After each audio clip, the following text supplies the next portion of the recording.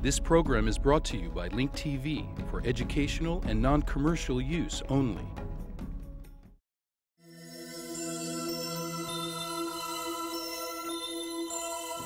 Mosaic, a daily news program from Link TV, presents a selection of news reports from independent and state-controlled broadcasters from throughout the Middle East.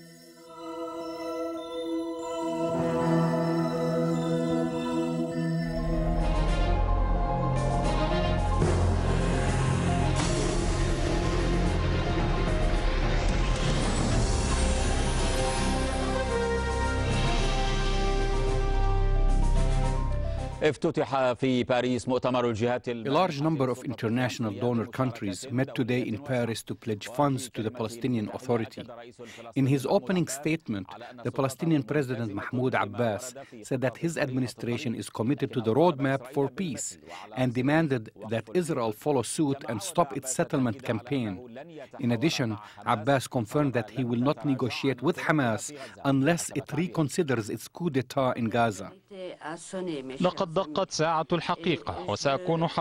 The time for the truth has come, and with it, I would like to renew our commitment to the roadmap for peace. By the same token, I expect the Israeli side to follow suit without making excuses, and I also expect a cessation of all settlement activities without exception. I also expect Israel to remove the more than 127 settlement posts that have been staged since 2001, as well as reopen all civic society institutions in Palestinian Jerusalem.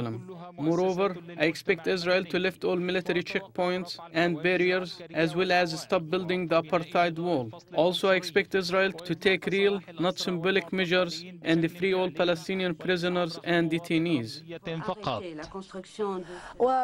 Meanwhile, France's President Nicolas Sarkozy said that his country is pledging $300 million to the Palestinian Authority as financial aid toward the creation of a Palestinian state. In his opening remarks at the Paris Donors Conference, Sarkozy said that his country recognizes, as of now, a democratic and independent Palestinian state. We gather here today to announce and confirm the creation of a future Palestinian state that is independent and democratic, a state that will be home to all Palestinians wherever they may reside, a state where the Palestinians can establish their future. A peaceful state which can build a partnership with its neighbors, including Israel. A state that will have sovereignty over its resources and borders. A state that can link Gaza, East Jerusalem, and the West Bank. Palestinian Prime Minister Salam Fayyad asked international donors for $5.6 billion in international aid to fund what he described as an ambitious development plan for the Palestinian territories. Fayyad said that the Palestinians need economic, financial, and moral support from the international community in order to make this plan a reality. He added that nearly $4 billion will be set aside for projects aimed at developing the economy and the institutions of the upcoming Palestinian state. Meanwhile, Israel's Foreign Minister Zivi Levni welcomed the reform plan announced by the Palestinian president at the International Donors Conference underway in Paris. Levni described the Palestinian reform plan as a serious Palestinian effort to build the foundations for a responsible Palestinian state. لقد قلت من قبل لكي يتحقق السلام فإن أمن إسرائيل يجب أن يكون مصلحة I have said before that for peace to succeed, Israel's security must be a Palestinian concern, just as the Palestinian problem is an Israeli concern. I believe that the Palestinian President Abbas and his Prime Minister Fayyad share our concern. Today, we ask the international community to share our concern as well. I want you to know that both Palestinian prosperity and Israel's security can be achieved because they are interrelated. Israel accepts the creation of a Palestinian state for life. We want all obstacles hindering the Palestinian economy and way of life removed. We don't wish to control the Palestinian way of life. We don't want Israel's image to be portrayed as a soldier standing at a checkpoint. We know that in order to exert every effort possible to improve our life, we must exert every effort possible to stop acts of extremism and terrorism which are threatening our way of life. لوقف كل تهديد للحياة يتأتى من العنف والإرهاب. Meanwhile, Sami Abu Zuhri, a Hamas spokesman, described the conference of the donor countries underway in Paris as a declaration of war on his movement. In a statement to Al Jazeera, Abu Zuhri stressed that Hamas rejects any conditional financial aid to the Palestinians. Furthermore, he described the speech given by the Palestinian president before the Paris conference as bad and inciting, and accused Abbas of not telling the truth regarding the reopening of the Palestinian passages. The speech made by the Palestinian president was bad and inflammatory. He incited the international community against Hamas. Through his commitment to the roadmap for peace, the Palestinian president declared war on the resistance. He announced that he will not negotiate with Hamas, thus cutting off the way for future dialogue with the movement.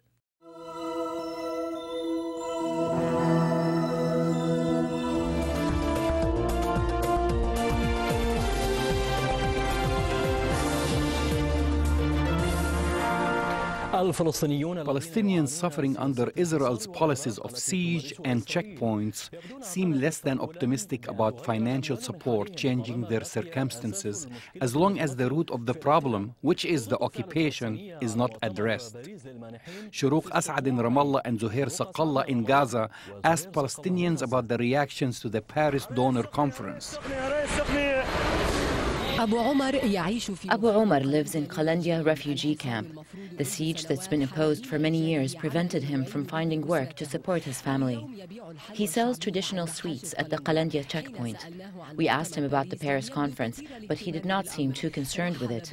Although he welcomed the influx of money, in his opinion, it will not change his life or his reality. For our lives to change, we need to have a freedom of movement. We need the freedom to come and go where we want, not to have to pass from one checkpoint to the next. We cannot even go to pray at the Al-Aqsa Mosque. What is the value of money when we are put in a box, unable to go to Jerusalem, unable to move from one town to the next? We are under occupation, living in a small prison. Security is what changes things, not money. What's the value of money if there isn't security? I'm thankful to the European Union, but we need a political solution before an economic solution. The political solution comes first, then comes economics. Why? The infrastructure was repaired before the Intifada, and Ramallah looks like a European country. But then the bulldozers came and destroyed the streets and the factories, and everything was gone. Those are the feelings of the West Bank inhabitants. They live in a reality where neither the Paris conference nor any other conference could change their view of the future. But what about Gaza, the other segment of the nation? Thank you, Shuruq. Suffering paints the general picture in the Gaza Strip. The Paris donor conference does not seem to have any echo here. The siege prevented people from maintaining even the most minimal living standard. As you know, the Jews have a different mind each day. You can't judge or predict whether they'd agree on something or not. As long as the Arab countries are not pressuring Israel, nothing will be produced. The past conference did not benefit the Palestinian people, and the next conference will not benefit them either. The situation has taken its toll on the citizens who have long hoped for a better life.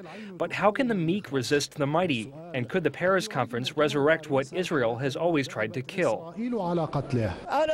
I sell fruit, but people don't even have enough money to buy a kilo of salt.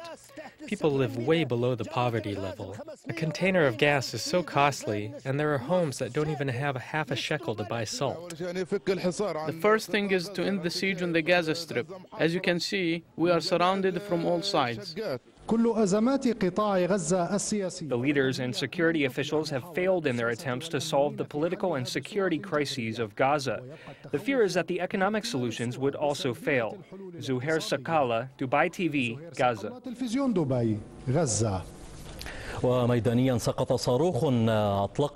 Palestinian activists fired a rocket on the south of Ashkelon city in Israel. There were no casualties, according to the Israeli police, but a young girl received minor injuries from the shrapnel.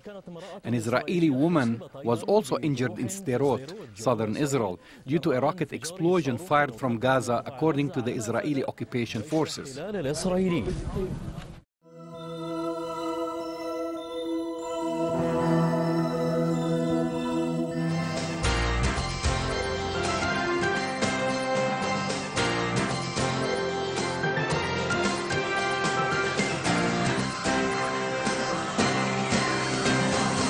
Palestinian Authority President Mahmoud Abbas has ruled out any dialogue with Hamas, but says that without international support, Gaza is heading toward disaster. Abbas was speaking at the Donors Conference in Paris, where 90 countries are expected to donate some $5.6 billion in aid to the Palestinian Authority. IBA's Eli Wagelander has that story. More pledges of money to help kickstart the Palestinian economy, and more pledges of adhering to the roadmap by the Palestinian Authority president. That was the news today out of Paris, where representatives from nearly 90 countries and organizations gathered for the International Donors Conference. Delegates were there to donate more cash to help build the social infrastructure needed for a future viable Palestinian state. The conference was sponsored by the EU, which led off with the first major donation. We have been a very steadfast supporter. We have been the biggest donor for the Palestinians, and we want to maintain the high level of support for them.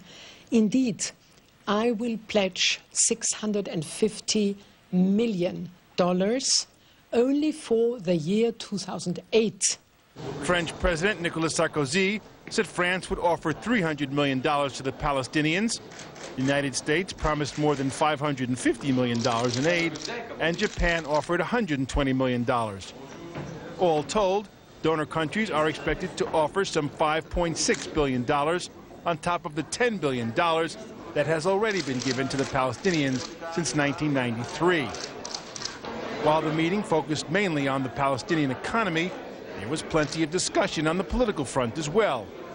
Palestinian President Mahmoud Abbas called on Israel to immediately cease all settlement activity in the West Bank. Said Abbas, "I will gladly implement all of the obligations put on the Palestinians within the roadmap, and I expect the Israelis to do the same comprehensively and without excuses."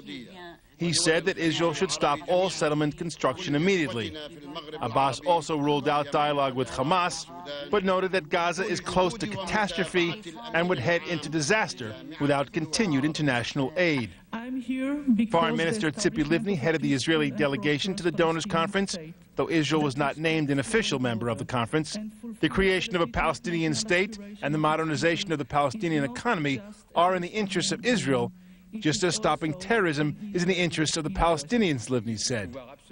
The next round of peace talks is due to be held on Sunday. Eli Wagelander, IBA News. Defense Minister Ehud Barak toured the beleaguered town of Sederot today, where he visited the Ammar home that suffered a direct hit by a Qassam rocket last week. Several angry residents greeted the defense minister, shouting, "How do you sleep at night?" and demanded that Barak give an order for a massive military operation in Gaza. Barak tried to assure residents that a solution to the ongoing firing of Qassams will be found and that what needs to be taken care of in terms of home fortification work will be done. During his visit, Barak also met with the heads of Western Negev municipalities and communities. Kidnapped Israeli soldier Gilad Shalit was wounded during his cross-border abduction near Gaza last June. This according to the Islamic Jihad website, which today posted an alleged eyewitness account of that abduction. According to a local Gaza resident, Shalit was bruised up and had a few bloodstains on his clothing. The man said he was standing in his yard when he spotted 3 gunmen leading Shalit. He said he approached and offered them assistance and saw a young man with pale skin and burns on his arms and face. The account matches that of the IDF, which told the Shalit family that Gilad walked away from the base against his will, but under his own power. The witness said that he insisted on giving the wounded soldier water, and a short time later a car arrived and picked up the 4 men.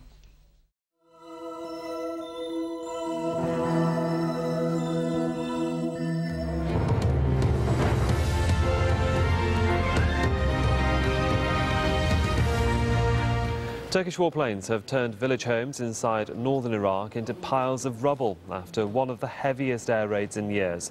According to Turkish media, up to 50 planes took part in the attack, supposed to be aimed at the PKK Kurdish fighters. But Iraqi officials say the raids killed at least 1 woman. Tessa Parry-Wingfield has the latest.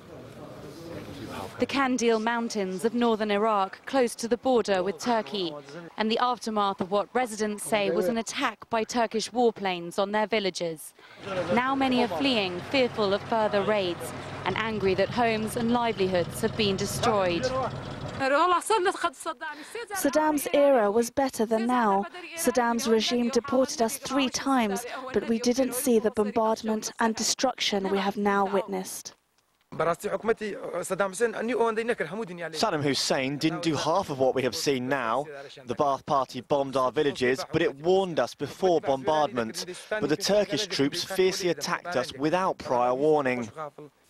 The Turkish government, emboldened by its claim that it had US backing, insists only PKK bases had been targeted by the aerial bombardment. But the fighters, people here say, are long gone, and America has denied it gave permission for these attacks. Fury too from Iraq that Ankara had not coordinated with Baghdad about strikes in its territory. But Turkey is remaining defiant. Our government is determined to use effectively every kind of instrument, political, military, diplomatic, social and economic. We will continue to wage this battle for our nation's unity and peace, both inside and outside Turkey. But outside its borders, anger is mounting. And with the latest reports that innocent civilians may have been caught up in its conflict with the PKK, Turkey could be in danger of distancing itself further. Tessa Parry-Wingfield, Al Jazeera.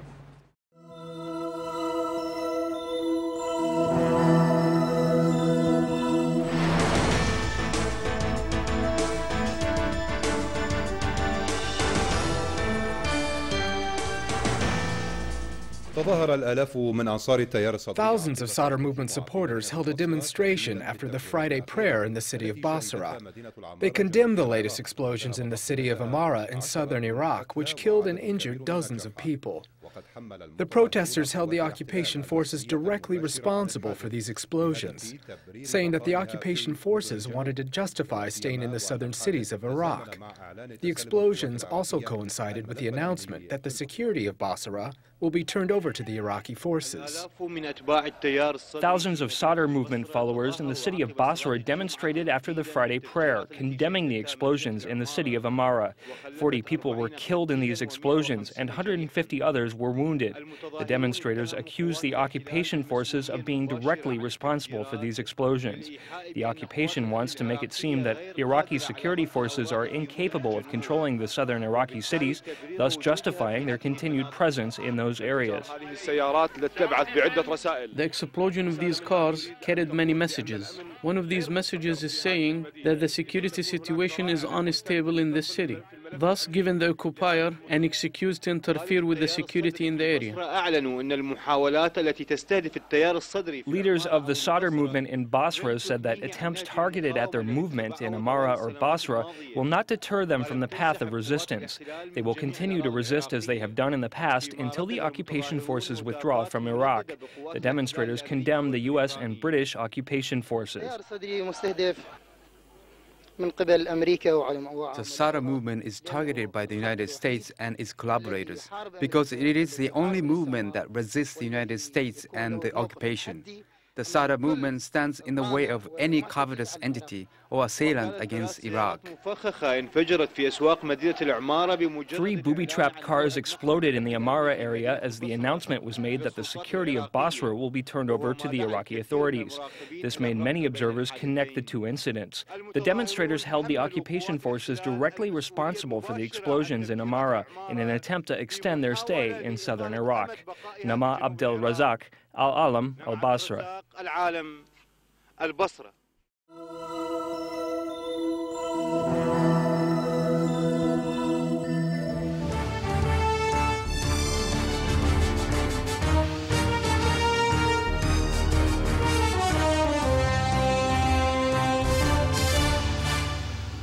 تعاني المسيرة التعليمية في مدارس منطقة الغزالية. Schools in the Ghazaliya area west of Baghdad suffer from neglect and deterioration, in addition to problems that impede the education of its students. Despite the relative calm in the region, after 2 divisions of the Ghazaliya security took control of the area.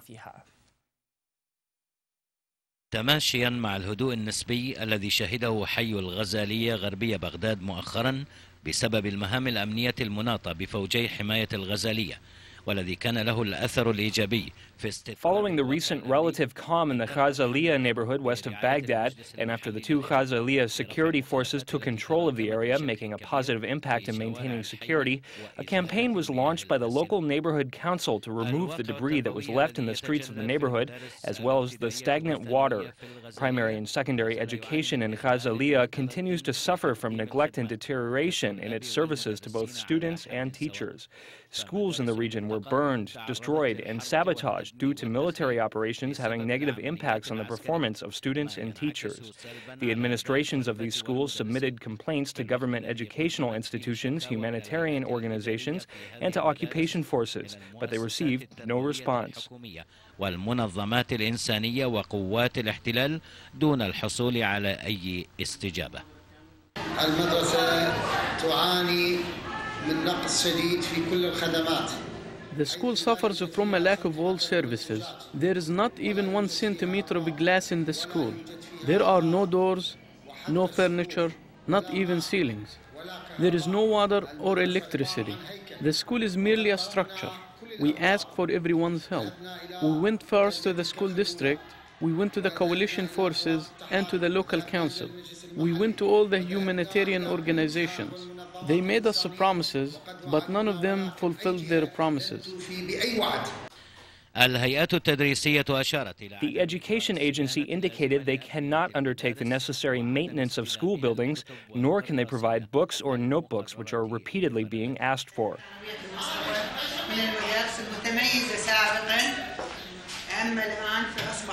The school is being broken into and looted. The school is in terrible shape.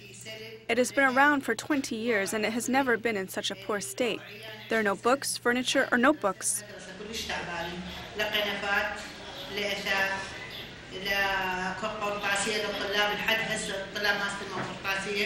أصبحت آمال العراقيين تندرج في تمني حصولهم على الأمن والسلام. Iraqis hope to achieve security and peace, which they have lost in the last 4 years.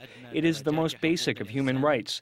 Policymakers could have followed the lead of advanced countries by using their resources to serve their people. عن مصاف الدول المتقدمة من خلال استغلال ثرواته الوفيرة في خدمة أبنائه.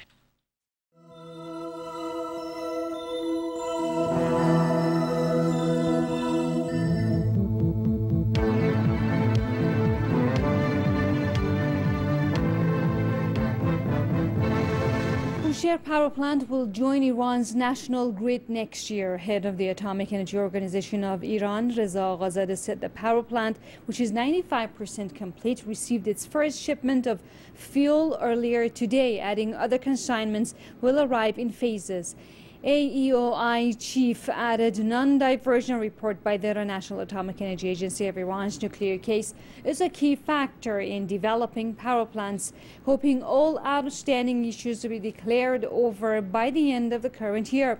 He further said Russia's delivery of nuclear fuel clusters to Iran carried a message to the world that Tehran's cooperation with the UN nuclear agency has affected Iran's nuclear case drastically. Ghazadeh said the Natanz enrichment complex will power the 360 megawatt Darkhoin power plant, which is currently under construction in southwestern Iran. Professors at Columbia University have protested to the university president's declining an invitation by the Iranian president for a visit to Iranian universities in September, when the head of Columbia University suggested that free speech was banned in Tehran. Iranian President Mahmoud Ahmadinejad not only disagreed, but also invited Lee Bollinger and his university professors to come and see for themselves. More than 100 faculty members signed a letter protesting Bollinger's mishandling of President Ahmadinejad's speech session and his insulting introductory remarks, which was also deemed as supportive of the Bush administration's tough stance against Iran. Earlier, the Time magazine listed Lee Bollinger's scathing introduction of the Iranian president as the most awkward moment of the year.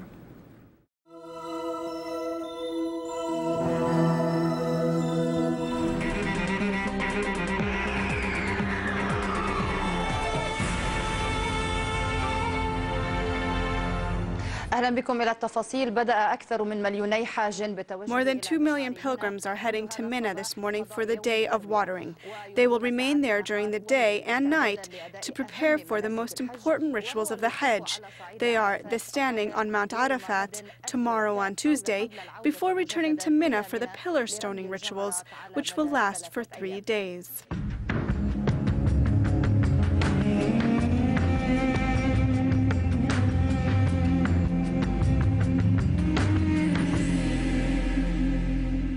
اليوم بالنسبة لحجاج بيت الله الحرام هو يوم التروية. For pilgrims going to the house of God, Al-Haram, today is the day of watering. It is called the day of watering because back then Muslims would travel to Mina to provide water for their camels in preparation for Hajj. On this day, during the early morning hours, the pilgrims hurry to go to their tents in Mina. Mina is about 7 kilometers away from holy Mecca. Pilgrims perform the afternoon, late afternoon, sunset, and evening prayers there. They reduce the number of units in their prayers from 4 to 2. They spend the night in Mina until the sunrise on the 9th day of the month of Dhul Hijjah. After the morning prayers, the pilgrims begin to head to the Mount of Arafat for what is called the greatest day of the Hajj.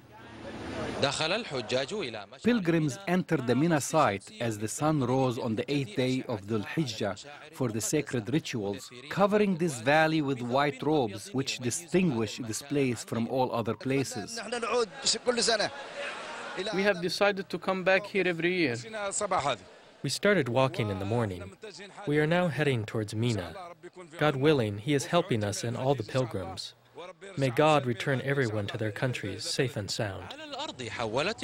On the ground, the Saudi government learned from past experiences and applied these lessons with changes for this Hajj, making this the most distinguished Hajj based on the successes of past pilgrimages.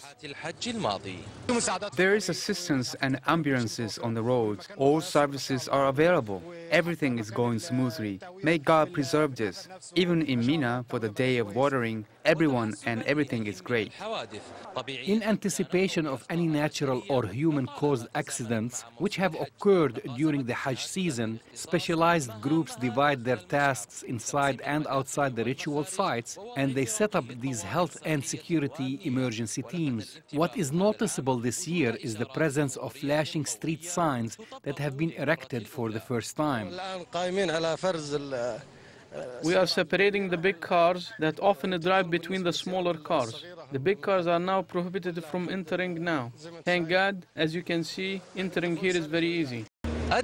With their first steps towards the Mina Valley, the pilgrims washed away their exhaustion from traveling and their efforts of the Tawaf al-Qudum, or walking around the Kaaba 7 times. By the first signs of morning light on the 9th day of the month, pilgrims are praying, supplicating, resting, and checking in on their relatives. The number of pilgrims heading to Mina is increasing. More than 2 million pilgrims are expected to come here today for the day of watering. Then they will head towards the Mount of Arafat. From Mina, Sultan Al-Dusari, Al-Arabiya. What are you giving this holiday season? Is it this? Or this? Or maybe even this? This year, why not make a change? And give your friends and family the world. Now it's easy and meaningful to give the gift of Link TV. Just go to linktv.org or call 1-866-485-8848 to honor those you care about with a tax-deductible gift in their name to Link TV. Choose from one of 3 designs and have a personalized holiday card sent to everyone on your list, letting your loved ones know that you've made them official sponsors of Television Without Borders. This holiday season, remember, peace on earth is possible when we see the world without borders. Happy holidays from Link TV. And don't forget, send your card today. Get more news about the Middle East online at linktv.org/Mosaic. The Mosaic webpage offers a complete archive of Mosaic programs, program transcripts, the Mosaic video podcast, and the Mosaic Intelligence Report, a weekly analysis of the hottest stories from the Middle East. The views expressed on Mosaic are those of the participating broadcasters, not Link TV or its sponsors. The production of Mosaic is made possible with the support of viewers like you. Thank you.